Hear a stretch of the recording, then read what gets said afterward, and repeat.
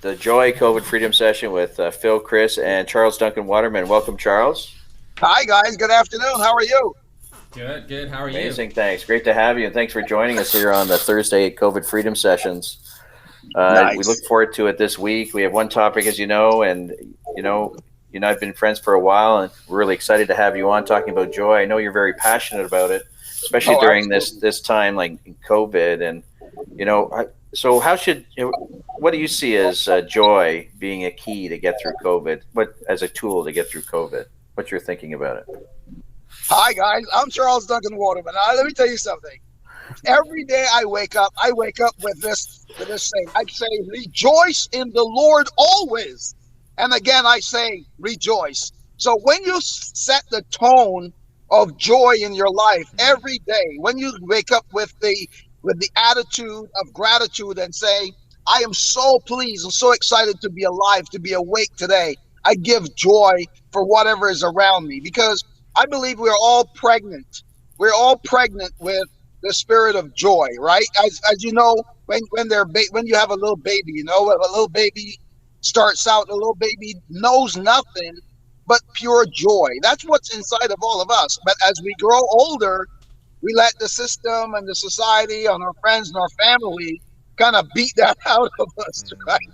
So that Mhm. sometimes we forget to be joyful and go to that place of joy. So it's really a matter of making the choice to say today, I am blessed. I am excited, right? So don't forget the words that follow I am follows you. So you want to set the tone within yourself to make sure that you set you set the day and the whatever is coming out of your day, you want that to be positive, joyful, and of course enlightening and where others will benefit essentially.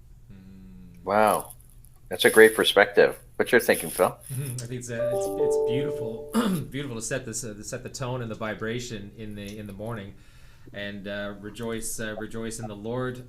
Again, I say rejoice. That's Absolutely. when I heard you say that, like my spirits got uplifted in that place, and as as we were talking a little earlier around knowing when we're in that joy space, there's a feeling, I'm gonna call it a flooding feeling for using biblical references, just a flooding of sensation and tingles and the breath changes and then the warmth happens and then we come alive in that joy space. And I was asking you a little earlier around like what is that in yourself, that you remember, maybe the first memory of joy that you ever had. And another piece of that, you said we are pregnant with joy, and that to me says that is our responsibility to birth the joy, and it is not up to somebody else to help birth that joy, which is brilliant and beautiful. So I'm curious, very curious around your life and your experience. Maybe you could just tell us the first time that you experienced joy in your life, and then what that was like for you. Wow. I don't know if I can remember the first time I experienced joy, but one of the more memorable feelings of joy would have to be the birth of my first born child, right? Mm. The birth of Alex. When Alex was born back in '92, there was this overwhelming flood, like you said, that overwhelming flood of joy.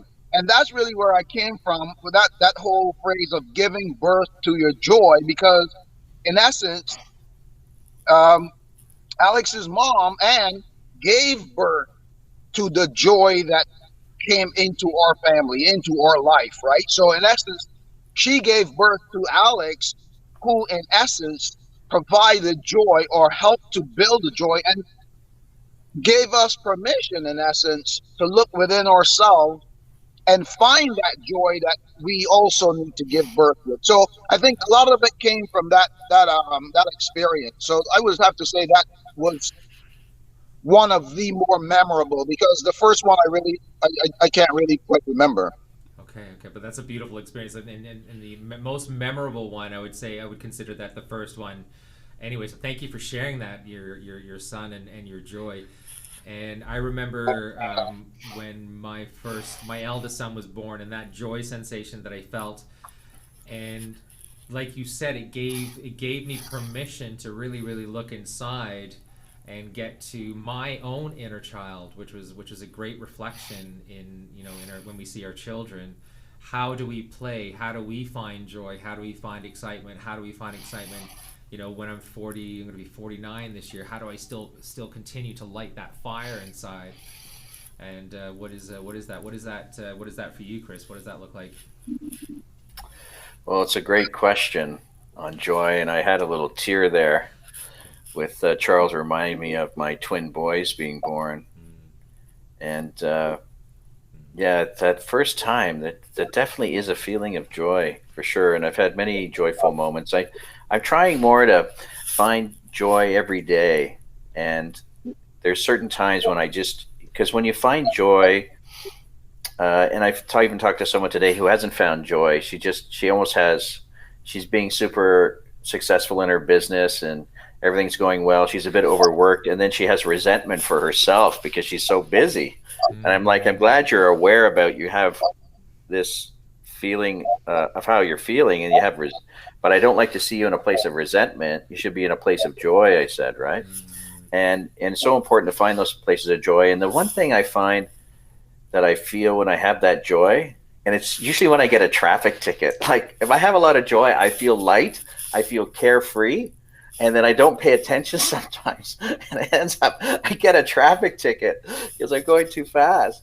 But I'm just having joy. It's like I'm not paying attention. So I have this lightness. There's this lightness feeling around joy and happiness, but it's just more than happiness. It's joy. It's like a next level, And I'd like to ask, Charles, sometimes in life though, we get all these things happening with us and we're not able to maybe manage them the way we want, and the balance of our life gets offset and you lose that joy. What's a strategy or something that you can do to ignite or spark joy in your life? What would you suggest? What do you do? I've got this one phrase. It's Romans. It's from Philippians 4, actually. Rejoice in the Lord always. And again, I say rejoice. Rejoice always. So there's certain biblical scriptures that are placed on my heart that I go back to from time to time. That is definitely my go-to phrase. Rejoice in the Lord always. So that means whether things are good, whether things are bad, whether things are going well, whether I get that parking ticket that you spoke about, whether I get into an accident, you always say, what's good about this? And why is this happening for me, as opposed to why is this happening to me? So we try to determine, try to look and see. Don't forget, if we change the way we look at things, the things we look at change, right? So to me, I try to make sure that I put joy at the heart of all of the things that are happening. As a real estate agent, we've got a lot of challenges right now with our clients finding an affordable home, because the prices of real estate here in the GTA have really become a little bit prohibitive. So again, sometimes we're putting in offers with clients and they're disappointed, but then I always find that it's up to me to try to instill in them that level of confidence and that level of hope, that level of joy, to know that, what, this one didn't work, but the next one will. There's something about this one that wasn't for you. God has a better one for you, right? So let's just keep moving forward. And I think that that's really what it is, because it works for me. And I believe that if we can share that with others and give them that sense of hope, that they will see it as well. Oh, beautiful. That is beautiful. That is beautiful. It's a form of real estate therapy. It's beautiful because it's finding a home is a big deal, right? Yeah. Finding that space, and then having you as a guide to find that sacred space that you can blossom in, nourish yourself in, love yourself in, love each other in. That's a beautiful, beautiful place to be in, where you can provide that space. So I'm going to thank you right now for your work that you're doing for people and helping them find their space. Yeah, thank you, Charles. Well, to add to that, we're seeing during COVID, and the purpose of this, of course, is joy during COVID. We're seeing that during the past year, today, as we celebrate 1 year in essence of this major awareness and this major shift in our lives. Don't forget, it was a year ago today that we started to really, you know, take this thing quite seriously. But we've noticed that as it related to homes and joy, that people who lived in small spaces before, um, they just started to bond closer as a family. And this is really one of the things I wanted to elaborate on today was what I call the four F's, right? The faith, family, and fitness, and finance. So with all those things, if all those things are in line, I believe that that's where you will find joy, because that's what I've noticed this year for families who have been confined to a space. They found strength in their faith, and those who didn't have faith was created for them, or they were able to give birth to their own faith, because they realized that, you know what, we are not in control here, right? So through prayer and through protection and support from both family and government, we saw lots of families really coming together and becoming a lot more conscious of their role of faith in their lives. A lot of people who suffered sicknesses, a lot of people who had loved ones lost, for example, they turned to God for their support. They turned to their faith for their support. And if they didn't turn to their own faith, they certainly had the faith and support of their network and from their friends, right? The Yeah. second one, of course, would be your family and fitness. Because of COVID and we having to be confined to our homes, we found things to do. We went on YouTube and found great fitness videos to get involved in. I started picking up yoga, for example, right? Uh, that kind of stuff, right? I mean, and that bonded us, because your kids are seeing you now on the same plane. They're seeing you that even though you might be the powerhouse in the family, you can't touch your damn toes, right? I, I don't care Mhm. how powerful you are. You can't touch your toes, man. You know what I mean? You're bending your knees, you're breaking your back. The next morning, you can't take the stairs because you're old, right? So, Yeah. That's it. That's so it. And then you bring yeah, up. so that got the family really close together during this period, right? So again, you saw the energy being really cultivated in the family unit being built. So then we move that into finances now, right? And the finances being for those who had a home that was too small and they had level of equity, they were able to take some of that equity and move up to a larger home, move out of the city. You're seeing some of that right now where people are moving out of the GTA into the more remote, a little bit further out into the Durham area, further east, further north, further west. People have started to move to their cottages, for example, and start to work from home. So we're seeing a lot of that now, and I'm so happy to have been very instrumental in being able to help people transition from whether they live in a smaller home to a larger home, or whether they move from a condo into a home, that type of thing, right? So I Wow, that's great. really thought that there was a lot of blessings that came out of this so far. Yeah, and joy's a big part of that. So if you line those four F's, then it allows you then to elevate your joy and find joy easier. And welcome to Olympia, who's joined us. Where are you coming in from, Olympia, today? From Greece, Athens. From Athens. Well, welcome from Athens. Pleasure to have you. And Thank you for Phil, having me. one of the things I know that I use in my life during COVID to find joy is music. And I'm wondering if you have some joy you can share with us and lift us up into joy.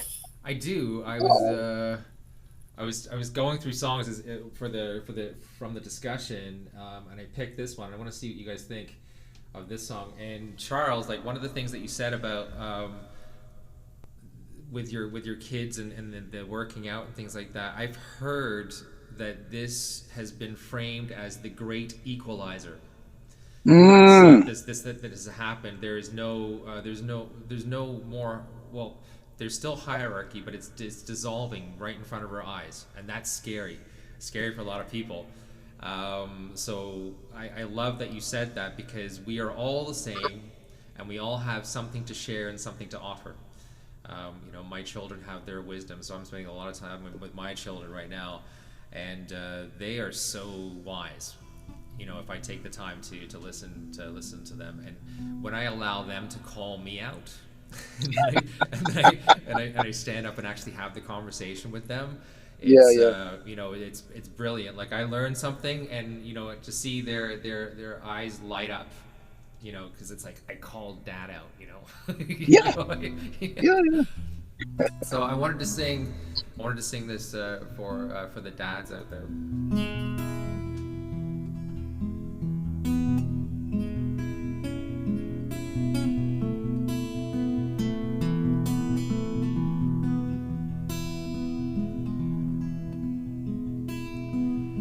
Child arrived just the other day.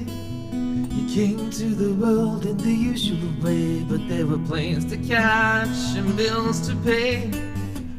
He learned to walk while I was away, and he was talking before I knew it. And as he grew, now I'm gonna be like you, Dad. I'm gonna be like you. And the cat's in the cradle and the silver spoon, the little boy blue and the man in the moon. But when you're coming home, Dad, I don't know when, but we'll get together then, son. We'll go and have a good time then. My son turned 10 just the other day. He said, thanks for the ball, Dad, come on, let's play. Can you teach me to throw? I said, not today, I got a lot to do. He said, that's okay. He walked away and his smile never dim. He said, I'm gonna be like him, yeah. I'm gonna be like him. And the cat's in the cradle and the silver spoon, the little boy blue and the man in the moon. But when you're coming home, son, I don't know when, but we'll get together then. We're gonna have a good time then.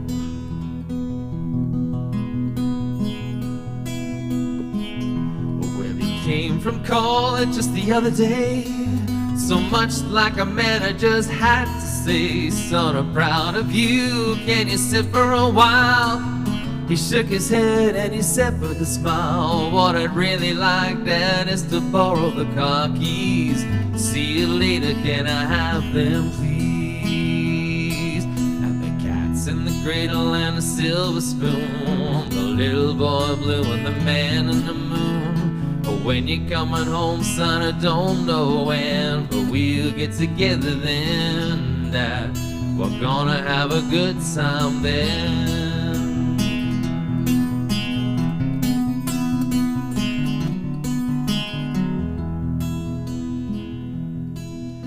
Long since retired, my son's moved away.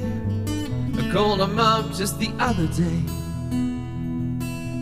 I said, I'd like to see you if you don't mind. He said, I'd love to, Dad, if I could find the time.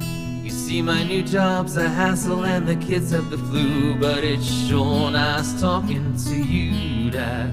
It's sure nice talking to you. And as I hung up the phone, it occurred to me, he'd grown up just like me. My boy was just like me. And the cat's in the cradle and the silver spoon, the little boy blue and the man in the moon. When you're coming home, son, I don't know when, but we'll get together then. We're gonna have a good time then.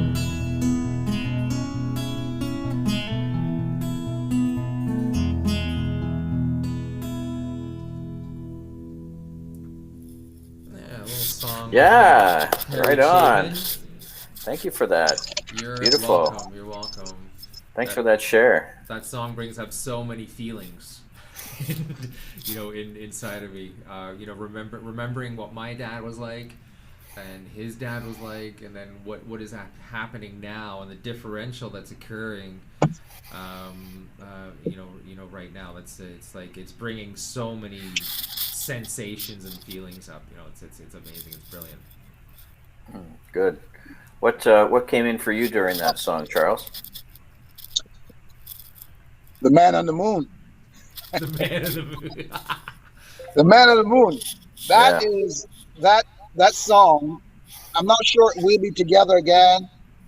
You're just speaking of hope, really, and joy again, because you're saying, we will meet each other again, right? And to some, it might appear as though it is a dream, like there is a man on the moon, like a fictitious story as such. But we will see our fathers again. I will see my dad. I'm certainly channeling his ear. My dad used to have a ear like this, right? And I've kept it during COVID a little bit, just after Christmas. And every time I put my hand through my hair, I think about my dad, right? So my mom, I didn't really know my mother. She died when I was 5. I have actually really no memories except for that night that she left home to have our baby sister which took their lives. Both of them died during childbirth. Wow, sorry to hear that. No, I appreciate it. So, but again, I will see those guys again. I will see my yes, sister. you will. I don't know who she is. I have 5 sisters alive right now. And my youngest sister, she died with my mom back in 1963. But this song was just a very calm, very very hopeful type of song, and you sung it so well, brother. I mean, you got a great voice, and the sound of the guitar was very, very calming and peaceful. Thank you for that gift, man. Appreciate it. Yeah, Thank you. for sharing. And what about for Olympia? Did anything come out for you, Olympia, through that song? I never have ever heard it. Never. Oh, But it was very sweet, very calm, and certainly I like it. Thank beautiful. you. Thank you so much. Thank you. Thank you so much. I know if I just go back to Charles, I'm going to hand it back to you in a sec.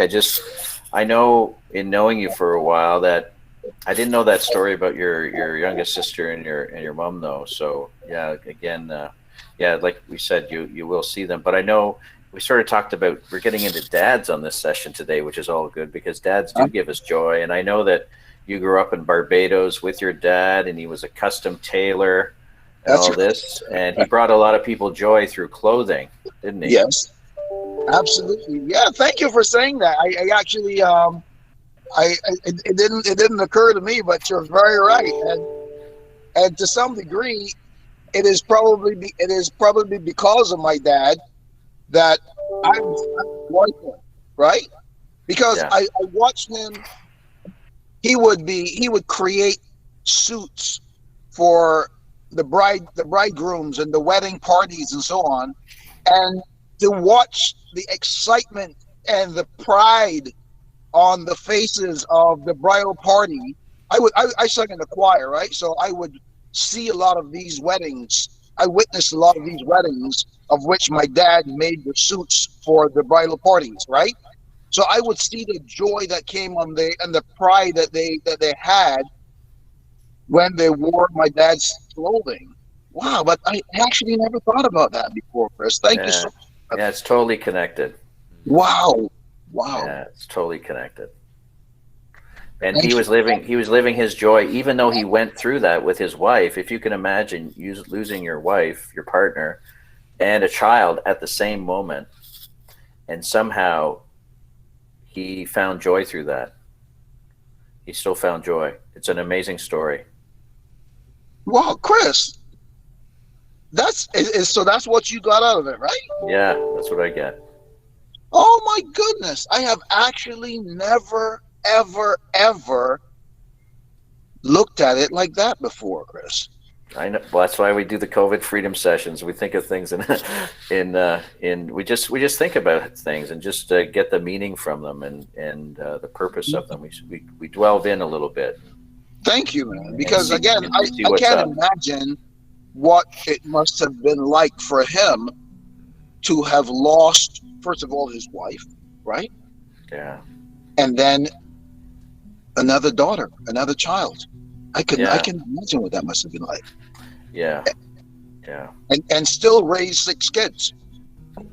Still raise 6 kids, right? So Yeah. there was that joy. So I guess watching him, but here's the thing. I think that part of that tragedy is why I am joyful. Because here's this. My dad said to me that night, at 5 years old, he said, Charles, no matter how much you cry or no matter how much you wish that your mom comes back, she will never come. So nothing that you can do, nothing that you can say, nothing that you can ever hope for will bring her back again. So when the reality of that finally hit home to me, I realized that I had a choice. I could either stay in that state of darkness or rise in the glory of joy and give birth to the joy that God has placed in me. I didn't know that that's what I did at the time, but I just went through my life with this always looking and the positive, always thinking about what if, what could happen, right? Yeah. It pushed you there. Yeah. What is the bright side of this situation, right? Yeah. Yeah. So great. So beautiful. Do you have another song for us, Phil? I do. I dedicate this to you, Charles. Wow, thanks, I man. really do, and to you, Chris. And I've forgotten your name. Olympia? Olympia. Olympia from Greece. It's like the Olympia, right? Olympia. It's like the Yes, Olympia. exactly. When the night has come and the land is dark and the moon is the only light we'll see. No, I won't be afraid. No, I won't be afraid. Just as long as you stand by me. So darling, darling, stand by me. Oh, stand by me. Oh, stand by me. If the sky that we look upon should tumble and fall, or the mountain should crumble to the sea, I won't cry, no, I won't shed a tear. Just as long as you stand by me. And darling, darling, stand by me. Oh, stand by me. Oh, stand by me. Stand by me. So darling, darling, stand by me. Oh, stand by me. Oh, stand by me. Whenever you're in trouble, won't you stand by me? Oh, stand by me. Oh, stand by me.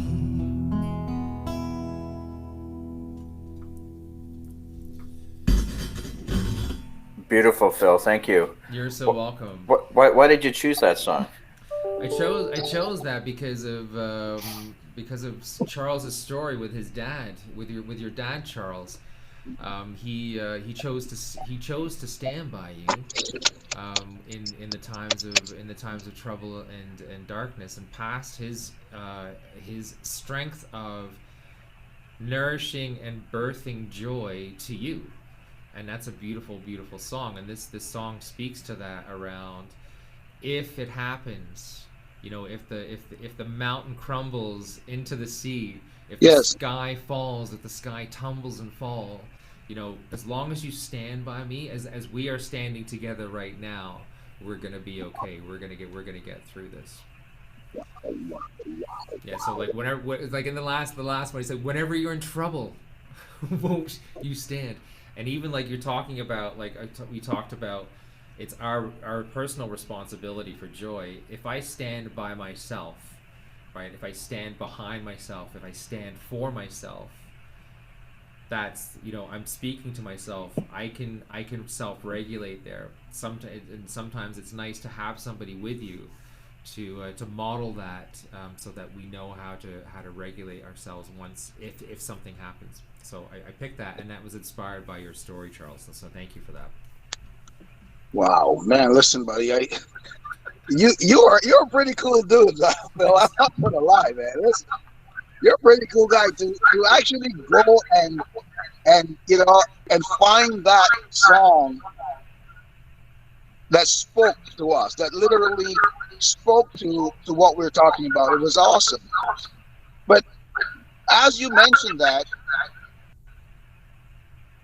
I go back to the relationship that I have with God. The relationship I have with God, because growing up, first of all, when you grew up in Barbados, you can't not have a relationship with God, particularly if you grew up with your grandmother. Okay, it was not a choice, right? Okay. So my grandmother always made sure she reminded me that God promised us to never leave us or forsake us. Yeah. So even though my dad sometimes would have struggles with, coping with all of the activities that was going on in his life for those 13 years that he lived on, my grandmother his mom, she would always remind me that, don't worry, God is going to open a door for you. So when you have that hope that there will be a door opening for you, or don't worry, when she says, don't worry, Charles, God is going to open a door for you, what she's saying is, whenever you're in trouble, God is going to be there to provide for you. Whenever you feel lonely, God is going to open that door of hope, that door of compassion, that door of togetherness, that door of love, in essence. God is going to always open that door. So we don't have any reason to be alone or ever feel as though we are alone, because God said, I will never leave you or forsake you. Yeah, because true. He's going to leave us the Holy Spirit within us, right? He might ascend, but he's going to leave us the Holy Spirit. As we go through this period of Lent right now, God is saying to us, whenever you're in trouble, lean on me. Come to me, all ye who are heavy laden. You're burdened and heavy laden, I will give you rest. These are promises that we have been given. These are gifts that we have been given. So there's absolutely no reason for us to feel alone. So with my grandmother saying that to me, that God is going to open a door, everything that I see in my life was a door. Everything that happened in my life was a door. My mom's death was a door. My dad's death was a door. My moving to Canada was a door. My getting into real estate was a door. My opportunity to meet Chris was a door. You know what I'm saying? So this is what we got to do. Let's look at this, every opportunity. Let's look at this as a door being opened in, an opportunity for us to serve and to share our gifts with others. Thank you for sharing. Yeah, you're welcome, and that beautiful song. Thank you for that, Phil, and also for Charles for your share there. You know what I got from the song, just to sort of wrap up a bit, is that it could be me, and who's darling. So I was thinking, who's the darling that's in this song, and the darling actually could be a man or a woman. So it could be ourselves. So in other words, stand by yourself, right? So stand by yourself as yourself. Stand by yourself, who your true self is. The other thing I read was, it could be source or God or Jesus. It could be a particular saint. That's the darling.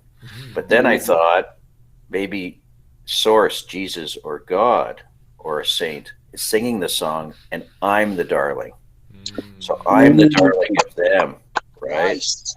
That one's deeper. That I'm getting the chills on that one. Yeah. I'm the darling of them, right? Yeah. So I'm the darling in the song. I'm not the singer. You're not the singer, no. Yeah, that's what I got. We're calling on the power which is within, and I don't know the Bible as well as Charles does, but there's some references when Jesus was talking about the church is within us. It's not without us. It's not outside of us. It's something that exists within us.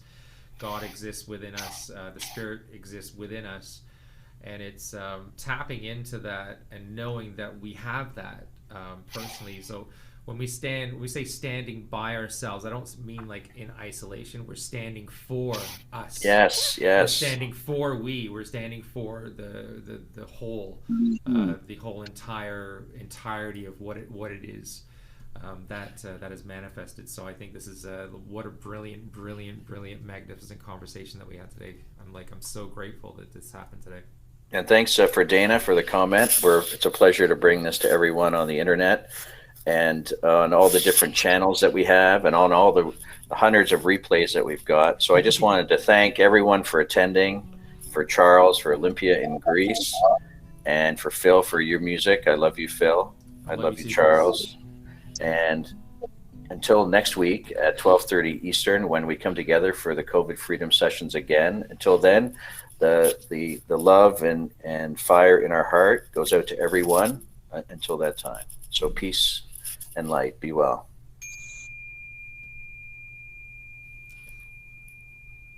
Thank you.